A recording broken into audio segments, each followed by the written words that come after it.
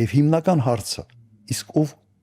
կարող է դա անել։ Մի քանի ժամից երկրորդ նախագահ Ռոբերտ Քոչարյանի առաջնորդած Հայաստան դաշինքը մարզահամերգային համալիրում կհայտարարի խորհրդարանական ընտրություններում վարչապետի իրենց թեկնածուի անունը, ինչպես նաև կներկայացնի, թե ինչ նոր ձևաչափով են մասնակցելու ընտրություններին։ Մենք ներկայացնելու ենք առաջիկա ընտրություններին մասնակցելու մեր ձևաչափը, վարչապետի թեկնածուին եւ մեր ծրագրային հիմնական դրույթները եւ սկզբունքները։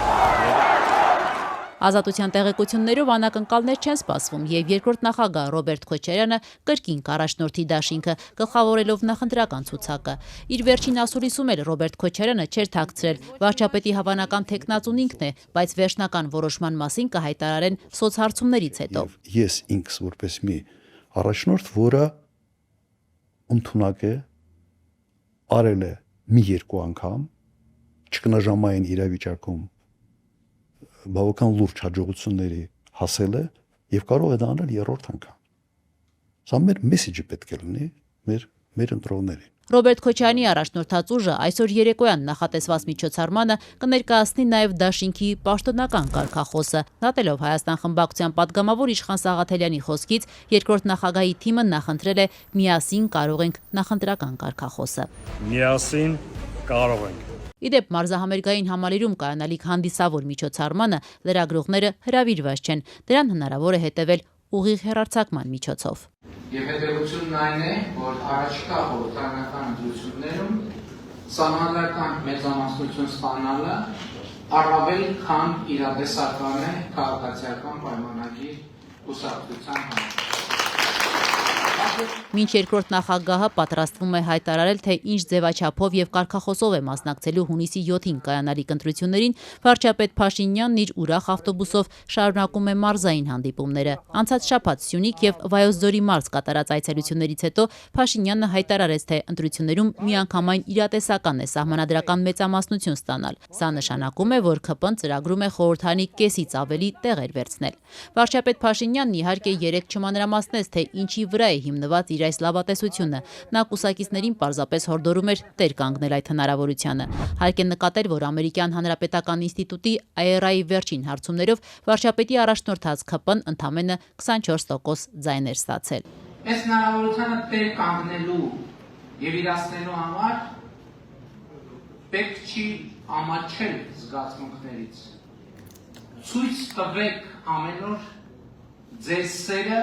Հայաստանի Հանրապետության քաղաքացիներին։ Թե որքանով կազդի ՔՊ-ականների ի ցույց դրվող սերը ընտրությունների արդյունքների վրա դժվար է ասել։ Սակայն Սահմանադրության նոր տեքստ գրող եւ անկախության հռչակագիրը այդ տեքստից դուրս թողնելու մտադրություն ունեցող Փաշինյանին խորհրդարանում սահմանադրական մեծամասնություն ունենալը խիստ անհրաժեշտ է։ Նոր Սահմանադրության նախագիծը հանրաքվեի դնելու համար խորհրդարանը պետք է որոշման նախագիծ ընդունի, որի համար անհրաժեշտ է падգամավորների ընդհանուր թվի ձայների առնվազն 2/3-ը։ Ըստ այդմ իշխանությունը չի կարողանա նախաձեռնել նոր Սահմանադրության ընդունում, եթե չունենա սահմանադրական մեծամասնություն։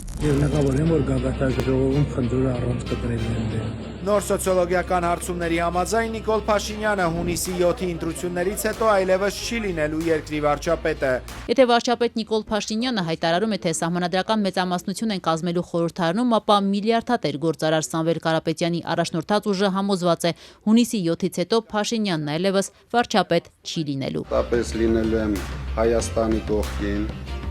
հայ ժողովրդի կողքին եւ հայ առաքելոց եկեղեցու կողքին։ Նիկոլ Փաշինյանի սահմանադրական մեծամասնություն վերցնելու լավատեսությանը միլիարդատեր գործարար Սամվել Կարապետյանի ուժեղ Հայաստանը պատասխանում է նոր սոցհարցումներով, որոնց համաձայն տնային կալանքում գտնվող գործարարի վարկանիշը մեջբերեմ թռիչքաձև աճում է։ Կուսակցության պատվիրած հարցումների համաձայն, եթե Սամվել Կարապետյանի օգտին պատրաստ է քվեարկել 35, ապա Փաշինյանի օգտին ավելի քիչ 34%-ը։ Ինչ վերաբերում է սահմանադրական մեծամասնություն վերցնելու Փաշինյանի պնդմանն, ապա ուժեղ Հայաստանի առանցքային անդամներից Գոհար Մելոյանը հիշեցնում է ոչ միայն իրենց պատվիրած սոցհարցումները, այլև իշխանականների կողմից շրջանառված IRI-ի վերջին հարցումը, որի համաձայն Փաշինյանի ՔՊ-ն 24% ձայն ունի։ Անգամ իրենց իսկ շրջանառած սոցհարցումների տվյալներով իրենք չունեն հնարավորություն սահմանադրական մեծամասնություն ձեռք բերելու։ Բոլոր տվյալներով այս քաղաքական ուժը չունի հանրային մեծաքանակ աջակցություն։ Սամվել Կարապետյանի առաջնորդած ուժի ներկայացուցիչը պնդում է, որ հանրությունն արդեն 2 անգամ վստահության քվե տվել է ՔՊ-ին։ Փաշինյանի կառավարությունը սակայն չի կատարել իր իսկ տրված խոստումներն ու ըստ էության տապալել է 2021-ից 26 թվականների կառավարության ծրագիրը։